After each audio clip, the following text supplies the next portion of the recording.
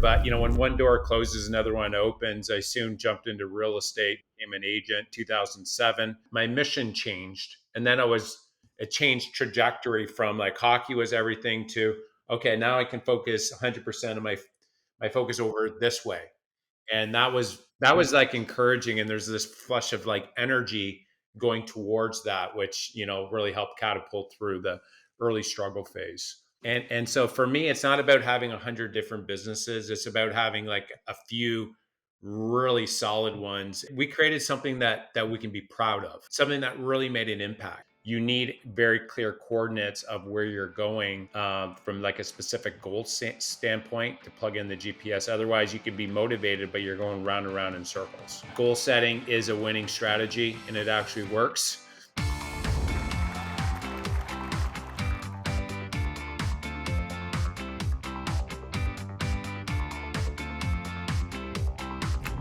Welcome to another exciting episode of the podcast, The Thought Leader Revolution. I am your host, Nikki Ballou. And boy, do we have an exciting guest lined up for you today.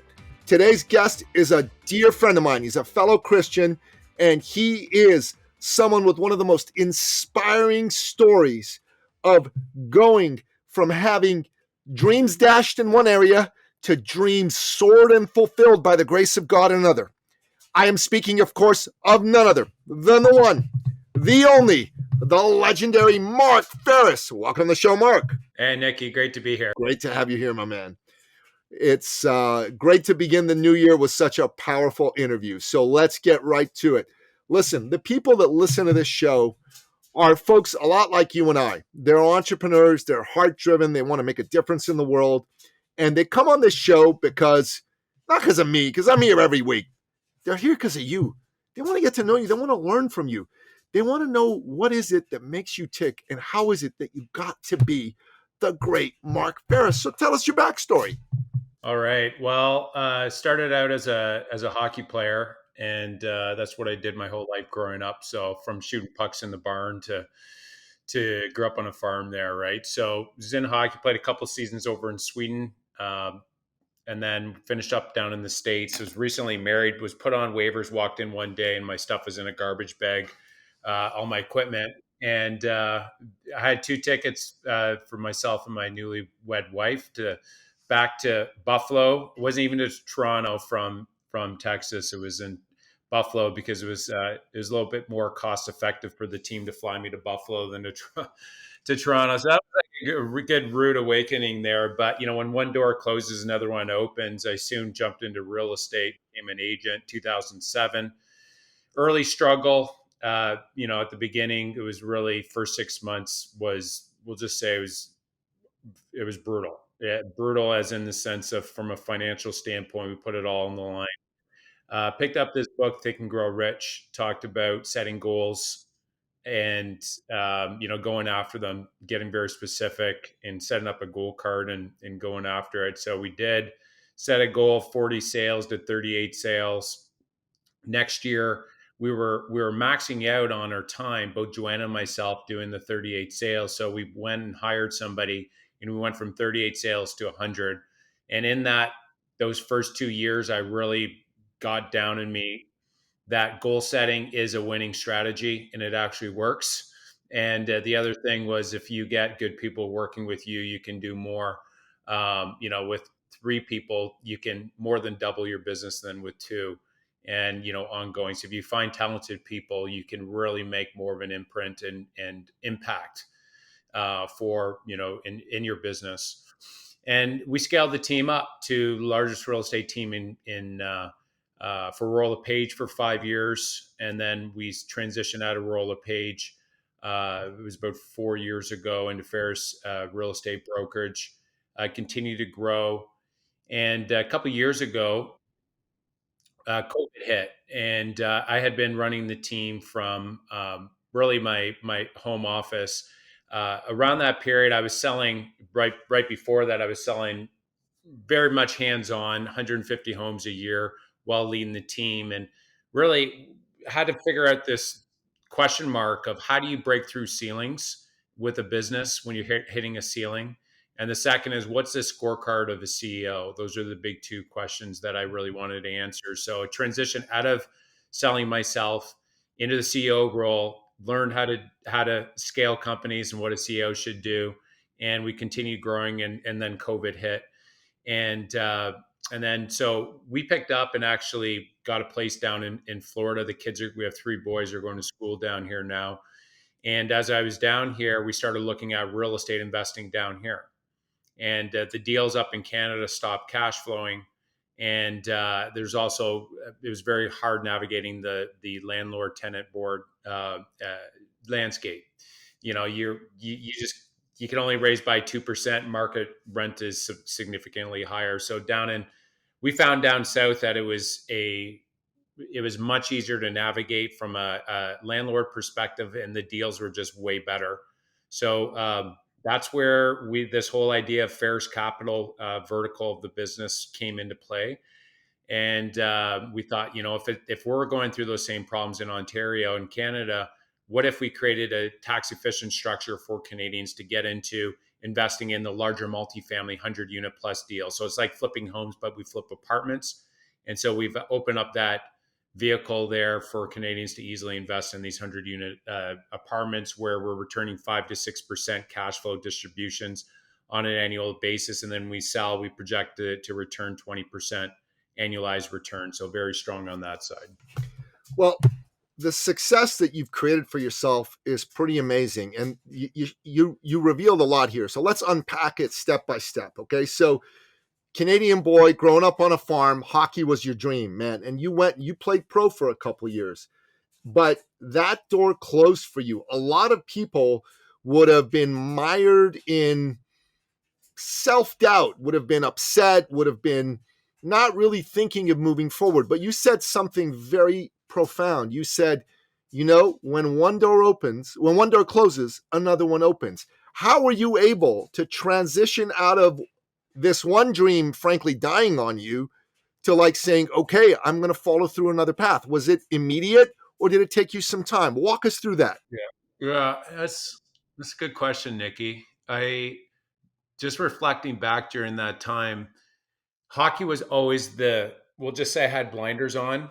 That was always the direction I was going. And it wasn't until one evening, because there was about a couple months there, I was looking for another part-time job. I was looking for another hockey team to play for, just figuring out what the next step was. And one evening we were upstairs because we had to move back into Joanna's parents' home for that window, which was we'll say was a hit to the ego when I was recently married to her. Because Joanna's father, he's like strong Polish businessman, right? So that was the last thing I wanted to do. But we were upstairs talking, and Joanna said, you don't have to keep playing hockey if you don't want it. And so as soon as she said that, it was light bulb went off. It's like, you know what? I really don't want to do hockey anymore. I don't want to play hockey. I want to get into real estate. And that was a light bulb moment for sure during that time. And it took that conversation with, she's extremely intelligent, my wife, and has really great wisdom. And so I'd say probably the biggest thing there is speaking with somebody else that's really aligned, going through that. And sometimes that conversation can make an impact. And it did for me. And when that happened, that transition, my mission changed. And then it changed trajectory from like hockey was everything to, okay, now I can focus 100% of my focus over this way.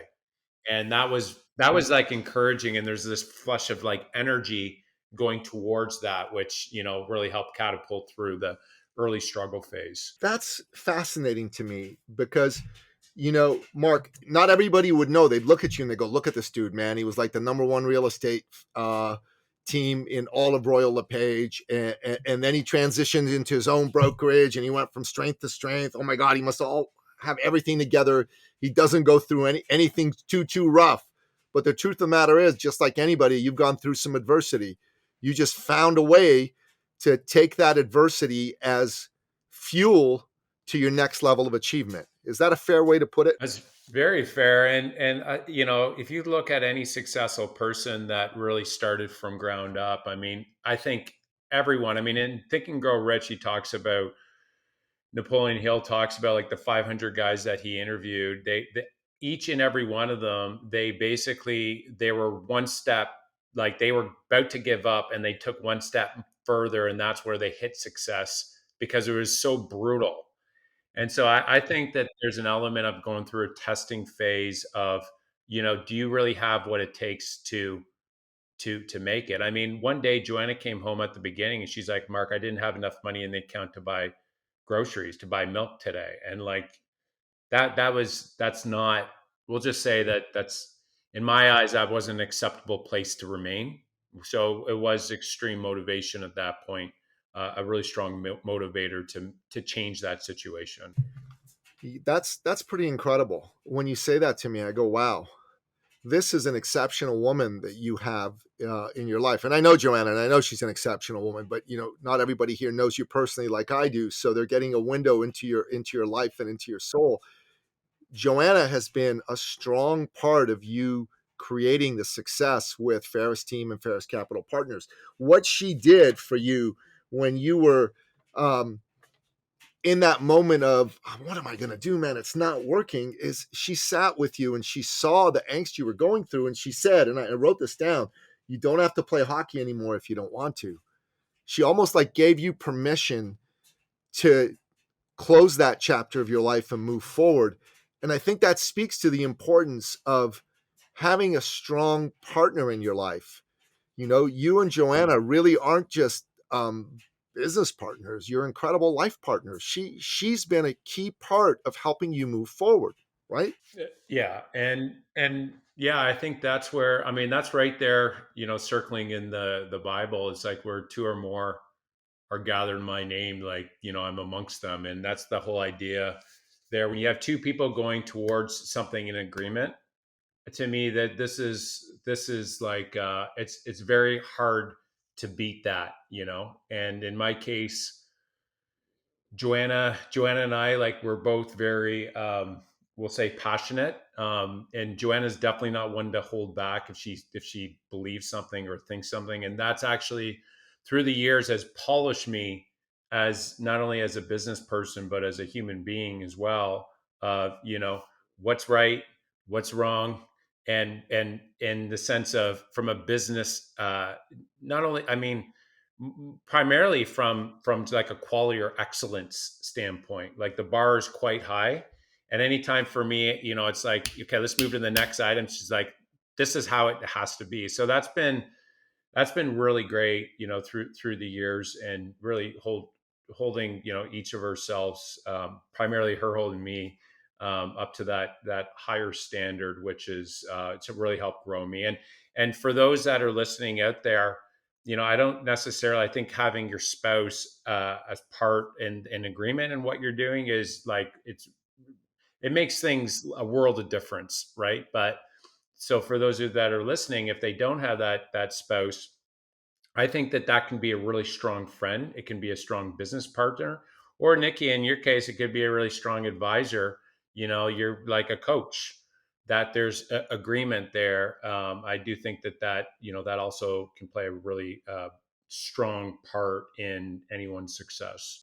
I agree with you. I agree with you on all those counts. And I think a lesson, especially for a younger man or woman listening to this, is take a lot of time in picking your life partner. Make sure you pick the right person. I think that's really, really important, because if you pick somebody who's in alignment with you, you're going to have a fantastic life. As a man, it just motivates you to go out there and work harder for your family and move things forward. And as a woman, you're going to have somebody beside you who believes in you and wants to see the best happen for you. You don't want to be with somebody that isn't in alignment with you and is constantly going to be giving you negative feedback. So I think this is an important lesson for younger people to pay attention to 100%. Yeah, and just to build on that point, I think the right partner, actually, it's very clear they make you a better person. And I think that's like a really good, filter, is, does this person make me a better person or not? I can say resounding yes for me with Joanna. And I think that, for those that are out there asking the question, is this right or not? Like, when they're around, are you a better person with them around or not? And I think that's a really good filtering question. Amen. Amen. Absolutely. Good stuff. So let's unpack some more of what you said. So you decided to get into real estate, and you said the first 6 months were like hell. They were tough. So talk about that. What had you stay the course and not give up? I think because I mean, initially it was putting food on the table, right? We did contemplate me getting a part-time job, even working maybe, at a construction site. We talked about that. But like I didn't have any sort of like plan B. Like I was all in at that point. Like and really what it came down to is just making that extra call, that waking up early, go every opportunity, not messing on, because like there was a necessity, it had to be done. And so I think that was it. The just putting food on the table. That was the big motivator. We saw that we had something good. We saw that we had, there were clients out there that needed really great service, and we felt we could, you know, do that a lot better than what a lot of the a lot was that was being offered. And so we believed in ourselves that we had it, but I think it was that early motivation was to, put food on the table. And then once we started getting some success, and well, the other thing is having Joanna's father, that was motivating as well, to prove to him that I could provide for Joanna. That was also very motivating. Uh, and it got to a point where we were fine with putting food on the table. And then what was that next kind of motivator? And for me it was like it was there's like the awards and hitting certain numbers within the company. That was motivating for me. And so that's where i think that I think that setting, there's two parts to this here, Nikki. I think that if you think of a car, right, you need a GPS of where you're going. So you need a destination. So you need coordinates, which means specific. So for me, hitting that 40 sale goal was very specific. That's something that I on a regular daily basis was going in like constant prayer and goal, like repeating out, loud prayer out loud, is going over a goal card, really, which is like for me, it's like a prayer card. And the 40 sales was the GPS of the destination. The motivator, the gas, really for me was the the two items that I had mentioned. One is like putting food on the table, providing, and the other one is making her father, like showing him that I could provide. That was early, and then from there, spun into wanting to kind of climb my way up within the organization from like awards standpoint. So I think that for everyone, everybody has different motivators. I don't think that there's a wrong answer. It's like whatever fuels you take, like go after it. And it could be financial, it could be charity, it could be whatever that is. Use that, I think, as fuel. And I think that motivator changes over time. But it's regardless, you need very clear coordinates of where you're going, from like a specific goal standpoint, to plug in the GPS. Otherwise, you can be motivated, but you're going round and round in circles. Yeah, amen. 100%. You need to have both. And I think that's a really good analogy to call the goal like the GPS and the motivation, the gas, the fuel to get you there. I like that. That's really, really good. So, Mark, I know that you've shared with me that a big part of your success in the early days was you met a business mentor, a fellow by the name of Chris Leader, whom was at the time doing a lot of coaching in the world. And he did a talk. I think you told me this back in 2014. God, 10 years ago. You and I met 10 years ago. Can you believe that? Time flies. And you told me that you went up to Chris and you said, "Okay, man, I'm in, but I just need to know. Look me in the eye and tell me, if I do everything you coach me to do, is this going to work?" And you said, he looked you in the eye and he said, "Yep, you do what I tell you, this is going to work." And you said, "Okay, I'm all in." How important was that in helping you really refine your approach and hit your target? Yeah. So there, we're building on, strong foundation, from a goal standpoint. You got your motivator, but then, from there, I think that it's really important. If you want to get ahead, you got to realize that other people have gone through and through where you started to where you want to be. People have gone through that and they've learned and they've written, and there's instructors out there that can shortcut your learning curve. And so that was one thing right off the bat. That was a lot of wisdom. Was, I invested in education and instruction. And so that check, that $500 last $500 that I had, this is around the time we're not pulling in groceries, right? Like that we were late. And don't get me wrong, we were eating, but it was just Joanna coming home that day. There wasn't in the account because we had maxed out our $10,000 credit card. But giving that $500 check, that showed we'll just say, the importance that I felt was at the time to be able to do that, right? And that's where, having somebody there on the other side that can actually deliver is what I was looking for. And it just so happened that that's exactly what I needed. It was basically a 10-week accountability course, week over week, which drove a lot of points through, as in, here's instruction, but then take quick action on the things that we've learned, and then they monitor it or track the results the following week. So it's a week over week accountability, which is extremely beneficial. I mean, it's effective, because one of the problems with education is that you can learn, but if you don't implement, then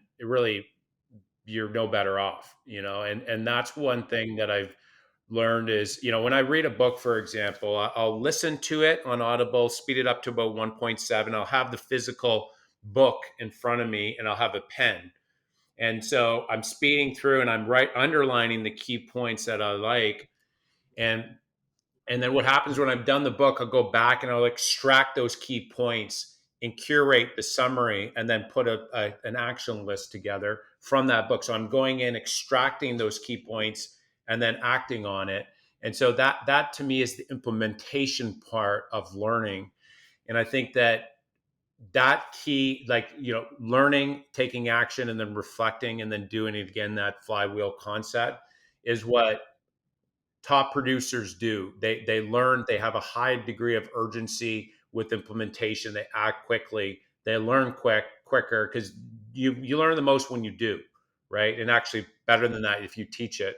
But if you do, you learn a lot, right? And so that course was not only having faith in investing in it, but then the key kind of lessons along the way with that accountability course I shared, as I just shared, were really practical at that time for me. I got to tell you, Mark, one of the reasons I interview folks like you on this show is selfish for me, because I always take notes. I always learn at least one thing that I can implement. So this way of consuming books, I'd never ever dreamed of doing this, to actually listen to the book 1.7 speed, have the physical book and the notebook. So I have the physical book and the notebook, but I never thought to listen to it too. That's going to drive it home super powerfully. So thank you. That, my friend, was very valuable for me. That's a $10,000 tip right there. So God bless you. And I'll tell you this. This is Nikki to Mark as your friend and sometime coach in some things. What you just did with the actionable summaries, once you've written them down, go get your team, record yourself on video, read it off, share this with the world as part of what you give to the world, because I think nobody's doing this with books right now. Nobody, okay? Quick summaries. And definitely share it with key members of your team. Your team is going to love you for this, but I think you're going to get a lot of eyeballs that wouldn't normally necessarily find you by doing this book summary thing. People that could be good investors for Faris Capital Partners. So that's my suggestion for you. Yeah, there's wisdom. There's wisdom in what you said. I like it. Yeah. Okay, so you had this on faith, and you were motivated. You took action. You invested in yourself, even though it was your last $500. It paid off for you. and you never look back. You did 40 sales the one year, you did 100 sales the second year. You ended up becoming the number one uh, realtor in all of Canada for Royal LePage. And Royal LePage, for the non-Canadians listening to this show, is the biggest real estate brokerage in Canada. That's a big deal, right? That's a huge, huge deal. So, Mark, tell me, how did you go from that to deciding I need to be my own man? I need to have my own brokerage, because that's another huge 10x leap. How are you thinking about that? Yeah, so Roll a Page, I really enjoyed my tenure there with Roll a Page. I mean, they have great leadership. Phil Soper, it's a great organization. It has really great culture and high quality brand for sure. It really just came down to for us. It was a financial decision for us because based on what we were getting, we felt that we could replace it and do a couple things that were being external. We could bring them in house, and so we wouldn't have gone to say another company. It was just that company was great and they provided really great service during that time frame. So that's it. I mean, I can't say anything negative. There was great. I Sure. and I so for me, that's where it was all about getting the right people, right? And so I had the right people from a broker of record to strong leaders. So I would never dreamed of transitioning out unless I already had that infrastructure in place. And Yeah. so we had that, and so that's where it gave a high degree of we'll just say peace with making that transition. But I can tell you, it's not an easy transition when you got like we had thousands of Faris team roll the page to transition to Faris team real estate brokerage. Like it it was a big transition. Um, we had like Yeah, for hundreds and sure. hundreds of signs that all had to be. So regardless, it was more of a building the infrastructure first, so we weren't winging it, if that makes sense. It totally makes sense. And I understand it was a financial decision, but for you, it's what really allowed you to make the leap into the next level in Ferris Team's growth, and frankly, being able to transition to Ferris Capital Partners, because it opened up the way for you to do that. If you stayed with Royal LePage, you would need to probably jump through some hoops to be able to get Ferris Capital Partners going. So it was a decision of faith again, and a decision of taking the next level in your growth. What I see in your career, Mark, why I'm interested in interviewing you today, is because you're somebody who's made these hyper leaps in your success every couple of years. So can you just walk me through your thinking around that as you transition from Yeah. being an agent, essentially, which is what you were, to being a business owner and a CEO? Well, yeah, and let me maybe qualify the financial part of that as well. Was like for us, growth was a big part of our culture. That is one of our core values over at Ferris Team. And so with that, there were new markets that we wanted to grow into, and we were actually serving there. But it was just there was more of that constraint, which actually tied to a financial element, but also tied towards our mission of helping more people as well.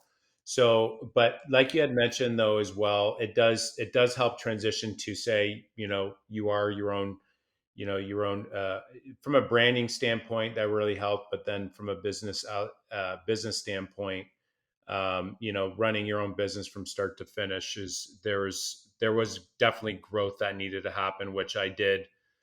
We learned a lot through that period as well, and ultimately you're taking more responsibility with that because the buck stops with you. There's nobody else that can kind of help you at that point.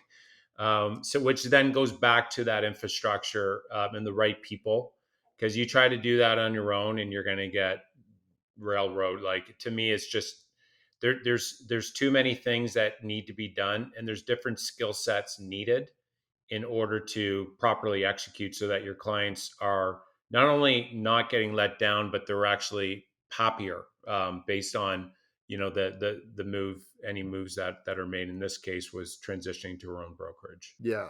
Thank you for explaining that, because I think for someone listening to this, to understand the rationale and the thinking behind your decision making to make these strategic leaps forward is very important, because they might be thinking for themselves, well, how am I going to take my business from X to 10X in the next couple of years? Well, one way that you do it is you need to be willing to let go of the old, because as you said, you had a great relationship with Royal LePage. Great team, great leader. Phil Soper, great guy. I know Phil too, fantastic guy. The culture is awesome. If you had stayed at Royal LePage, it would have been a fantastic life. Nothing would have gone wrong for you. Everything would have gone right. But you had a bigger vision. Growth is a key value for you. And in order to be able to step into the new, you need to be able to let go of the old. You need to take that step forward with confidence and with faith. And I got to say, Mark, that's one of the things that I've noticed about you in all this time that we've known each other. And it was why I was keen on interviewing you today. No, thank you. Yeah. Yeah, you bet. So you've made the transition uh, to Faris Team Brokerage, and then the opportunity opens up for you to really go to the next level. And the next level looks like doing something beyond buying and selling real estate. Faris Capital Partners. Walk us through how you were excited by that opportunity and how you decided to move forward with that and turn that into a success. Yeah. Well, just to rewind a little bit, when I jumped into selling real estate, for me initially the main, we'll say, motivation was to learn more about real estate investing. I thought, what better way to learn about real estate investing than to become an agent? Now, I just so happened to really love selling real estate. It kind of spun into that, and we ended up growing. We did invest along the way. And so I saw personally the benefits of investing in real estate. So we were investing in single family homes. We were buying our office buildings. We were buying, the smaller multifamily 6, 10, 14 unit buildings. And we were seeing success. And so, yeah, two big problems came. One was, the rent control, and the other was deals stopped cash flowing. So it became harder in Canada in particular in Ontario, to navigate. And so when we came down south, I just saw there was a huge, I knew the demand. There was a need for something better for real estate investing, something that could cash flow and have really strong upside. And then I saw the product. I saw the supply. And so what really, I just needed to figure out a way, how do you marry those two together? Because there's a lot of complexity for Canadians to come down and buy real estate on their own. There's potential, adverse tax consequences if you don't do it right.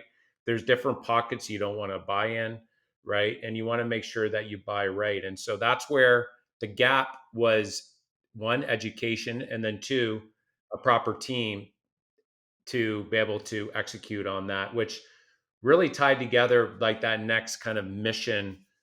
The best real estate experience in the world was always the purpose or the mission for Faris Team. It's like a more of an aspirational.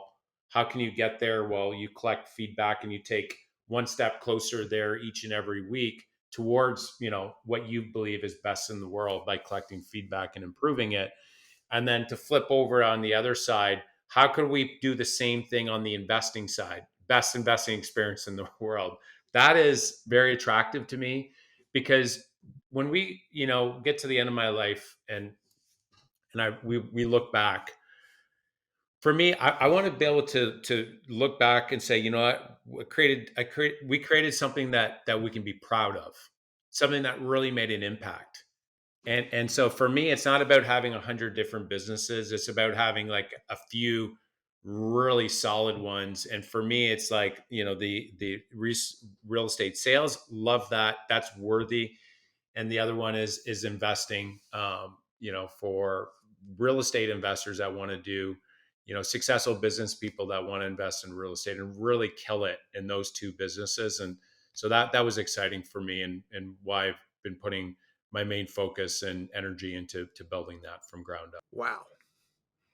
That is a fantastic summation of why you decided to get into this space. And I love your focus as a key value on providing the best real estate experience in the world and wanting to figure out how to provide the best investing experience in the world. I like that a lot. In fact, I'm going to take that and I'm going to bring that into our work and say, how do we provide the best uh, workshop experience in the world? How do we provide the best coaching experience in the world? These are really good questions, worthy questions to ponder and to work hard to answer. So thank you again. I've learned a couple things from you: how to read a book properly, really, for absorbing the material, but also how to um, really create aspirational values that excite me and excite everybody around and drive them forward. And I think listeners listening to this, if they do those two things out of listening to this episode, it's going to move their business and frankly their life to a whole new trajectory forward. So, Mark, I got to tell you, man, you could put a little online coaching program for people that you could record some videos on and put it out there with this. Well, hey, Nikki, I'll maybe summarize this with a quote that I really love. I actually have it on my wall from Jim Collins. His quote is, "It's a noble cause to build a great company, companies that are worthy of serving people with excellence." And that's a really good one. I'll say it again.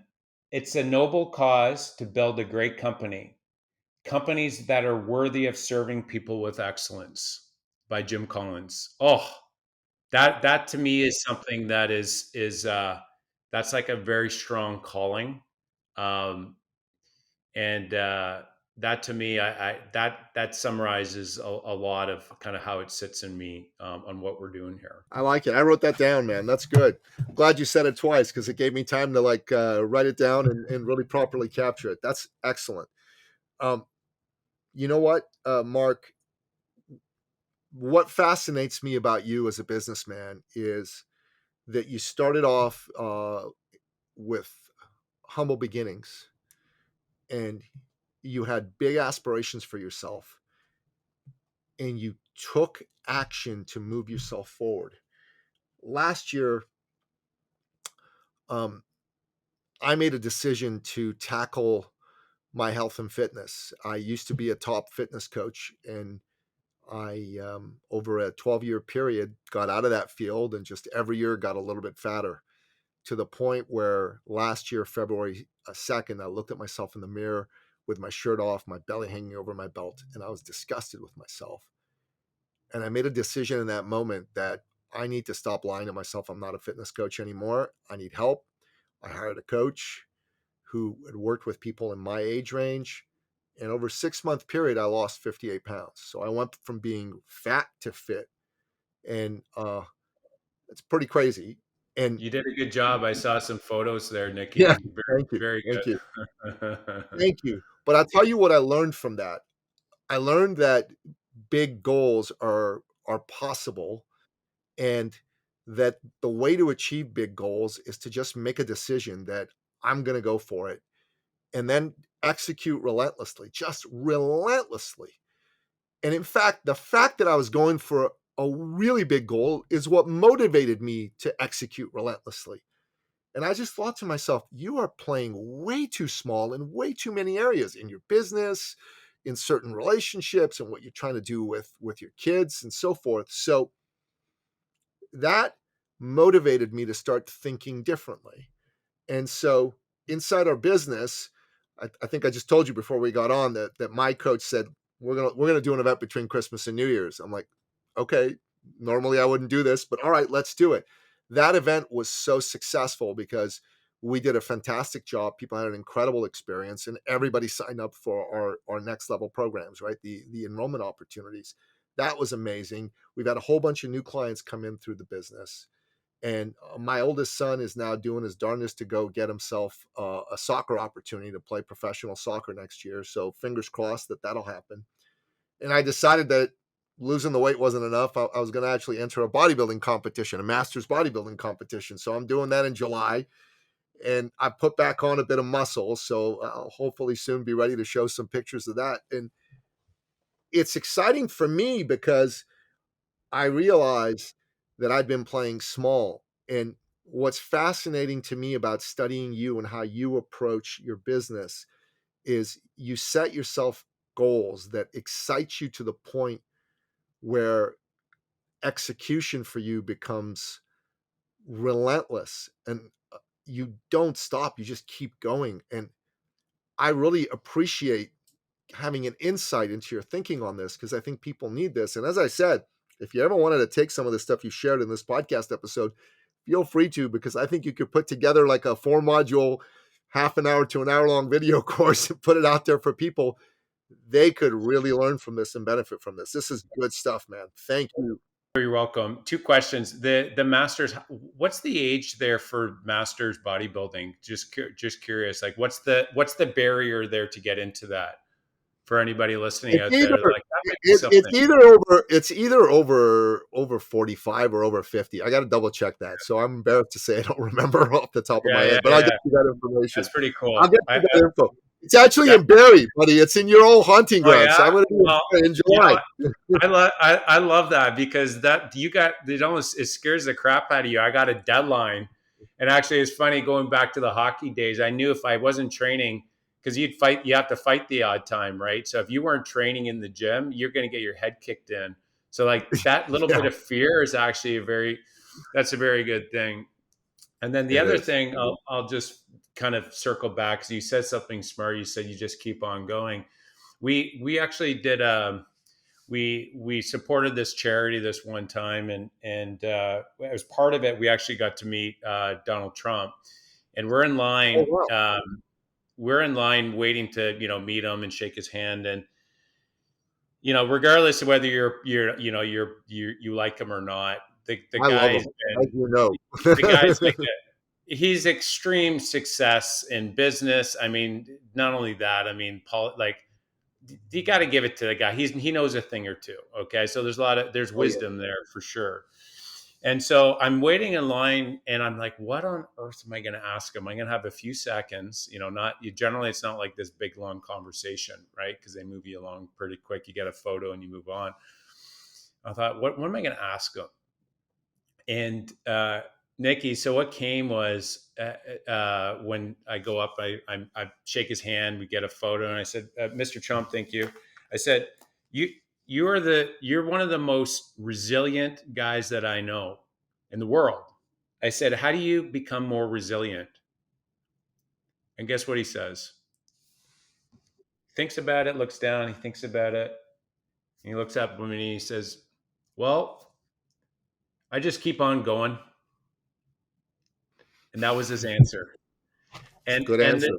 the thing is, I thought about it after, and there was such wisdom in what he said, because the reality is that going back to that book, Think and Grow Rich, that majority of successful people, they were about to give up, but they kept on going, and that wisdom applies true to all these other successful people. It applies definitely to my case.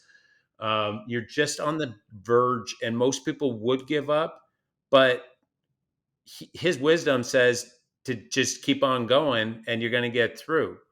And so that's where I just want to, the listeners that are listening there, if you are going through and you're thinking about giving up, and that's like you're putting everything, you're going, just have faith and keep on driving through, because majority of times, and this is what was shared in the book, Think and Grow Rich, was right around the corner. You can't see it. You got to keep going to get to peak around the corner is success, and is some big break coming around the corner. But you got to be able to push through at the worst possible time, when you feel like giving up, when everybody is like against you, and that like that there's something really special in that moment if you can keep driving through and taking steps, just as Mr. Trump had said. That's very powerful, and that comes through in what you shared with us today, in terms of how things were going when you got started in real estate, and you had the opportunity to quit or invest in yourself. You chose to invest in yourself and keep on going.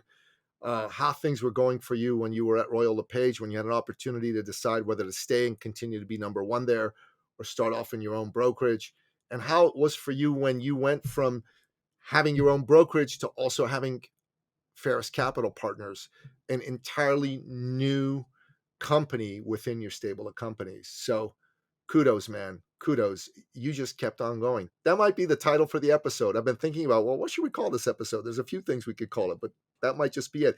How to just keep on going on your way to success with Mark Faris. Yeah, well, yeah, whatever you think, Nikki. You're a smart guy, so I appreciate it. So Mark, if folks are listening to this and they're thinking to themselves, "Well, I'm a Canadian. I'm interested in finding out more about how to invest in U.S. real estate. And I like the types of returns that Mark was talking about earlier. What's the website again? How do I get in touch with you guys? How do I book a call? Blah blah blah. How do they do all that? Give yeah. us So all that you can go on. information." Yeah, so Faris Capital Partners, just search it up on Instagram. You can go on fariscapitalpartners.com. You'll see our website there. Talks a little bit about who we are. You feel free to reach out. You can go actually on our Instagram page or go on our website, and you can actually book a call with myself, and we can talk a little bit about what you've With invested. you, Yeah, yeah. Uh, damn. Okay, you're crazy people if you don't take up this opportunity. yeah. To get time with Mark Faris is a big deal. You should absolutely do that. Yeah, I found it, and when you're investing, we do have 100,000 US minimum. It's a really important to be able to fully understand how we're getting these types of returns in these deals down south. And there's always a lot of questions, especially on that first investment. Generally, on the second and third, you're caught up to speed on how we operate and how we're getting those returns back. We do have a live deal. I'm not sure when this is going to go live here, Nikki, but Within 4 weeks, it'll be live in 4 weeks. well, may still be an opening, but we're doing our fourth deal. We just launched in Charleston. It's 144 units, Charleston, Yep. South Carolina. And but regardless, whether this deal is filled, very likely by that point, by the time you're listening to this, you listeners out there, feel free to just reach out to us and fariscapitalpartners.com and book a call and just get on our mailing list, because what happens when we get a new deal alert, new deal coming in, we send out a new deal alert and you'll be the first to know about it. These are extremely rare deals. We're getting these off market deals based on a relationship with their broker. We're seeing 27% discount in price from the peak of the market, and Yeah. with very strong upside in these particular deals. So yeah, more than happy to talk and answer any potential questions your listeners have. Brother, this is a big deal. I'm going to just say this. I'm going to speak to my listener directly. Mark Faris is the real deal. And I'm telling you, this man is a CEO of a multi-million dollar company. The fact that he's opening up his calendar to say he'll speak to you is a big deal. So if you have $100,000 to invest, so don't just call him to take up his time.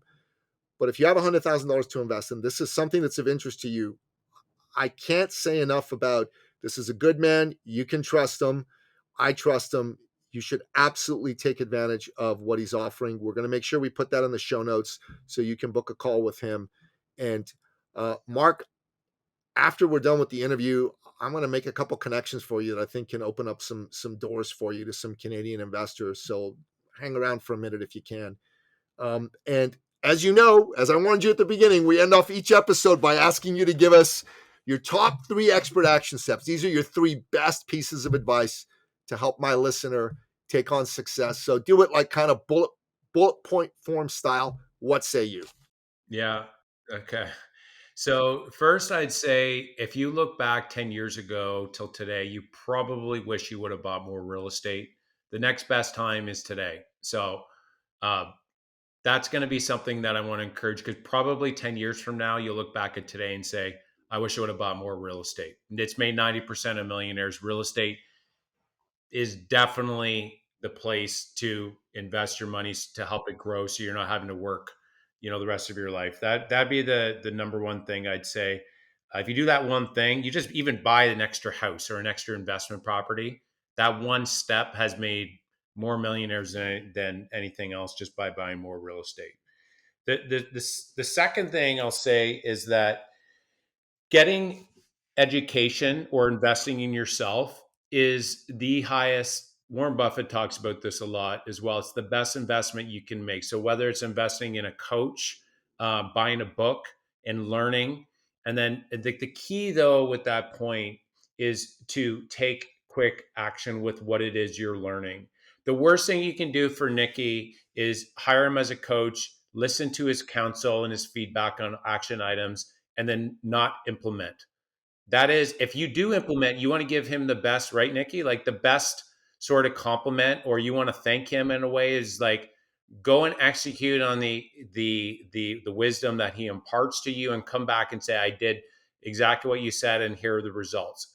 That's going to encourage Nikki as a mentor to want to pour more into you versus trying to be a babysitter and coax you along into doing the thing, right? So you want to compliment whoever's giving you counsel, go and do the thing and come back and let them know you executed. Because I can tell you, I've given lots of advice with books, and it's extremely rare that I ever get a note following back up, say, I read that book. Do you have a next one? Or I implemented what you talked about. Here's the results that I got from that. And for the one-off times that I get them, it's like, it's a real gift for me. It makes me want to give more, right? That's a big one. Yeah. And then the next thing I'll just say is like, get clear what your goal is and what you want. Specific, not generic. And I think that applies for everything that you do, intentionality on a specific. So like, for example, your quarterly goal. Do you know clearly what it looks like when it's completed? So your quarterly goal, so that's why it needs to be measurable. So at the end, you can say, yes, I hit it, or no, I didn't. So your yearly goal, instead of like, I want to learn a lot, getting very clear and specific and writing it down and going over it on a daily basis. So if anybody asks you what your goal is, you don't need to think, don't need to go and look for it. It's there, that you've been going over on a regular basis. So very specific on what it is that you're going after. It creates clarity in your mind, and it's extremely effective for any sort of results oriented mission that you're on. Mark, I love this. This is fantastic. These are 3 fantastic expert action steps. I wrote them all down. Yes, invest in real estate. 100% invest in yourself. 100% listen to what your mentor / coach / peer group tells you to do. And yes, the more specific you are, more clear you are in your goal, the more likely it is to come alive. The more vague you are, the less likely it is to come alive. Vagueness begets vagueness, and specificity begets specificity. So really, really well said. Brother, thanks so much for coming on the show. This has been a long time in the making. I'm glad we were finally able to do it. God bless you, and can't wait to have you back, man.